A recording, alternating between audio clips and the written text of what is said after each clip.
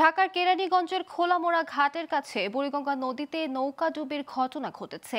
শুক্রবার রাত 8:30টার দিকে নদী পারাপারের সময় নৌকাটি 3টি বালুবাহী বাল্কহেডের মাঝে নিয়ন্ত্রণ হারিয়ে ডুবে যায়। নৌকায় মাঝি সহ মোট 8 থেকে 10 জন যাত্রী ছিলেন। তাদের মধ্যে 6 জনকে উদ্ধার করা সম্ভব হলেও 3 জন এখনও নিখোঁজ রয়েছেন।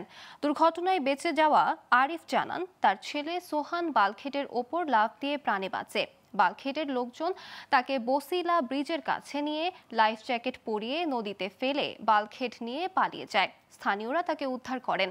সকাল থেকে উদ্ধার অভিযান চালাচ্ছে ফায়ার সার্ভিসের ডুবুরি দল ও কোস্টগার্ড। এখন পর্যন্ত নিখোঁজ 3 জনের কাউকেই উদ্ধার করা সম্ভব হয়নি। এসব তথ্য নিশ্চিত করেছেন বসিলা নৌ পুলিশ ফাঁড়ির ইনচার্জ দেলোয়ার হোসেন।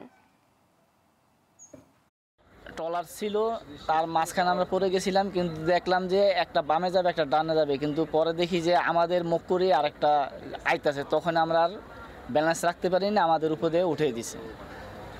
আর সবাই ডুবে গেছিল, কিন্তু 4 জন উঠতে পারছে আর 3 জন আমরা পাইনি। রাত্রের ঘটনা তো বলতেছে, কেউ বলতেছে ওইখানে, কেউ বলতেছে ওইখানে, কিন্তু সঠিক জায়গা যে ওইটা সঠিকভাবে দেখাইতে পারতেছে না। নদী তো অনেক বড় চওড়া নদী, এর মধ্যে স্রোত আছে হালকা।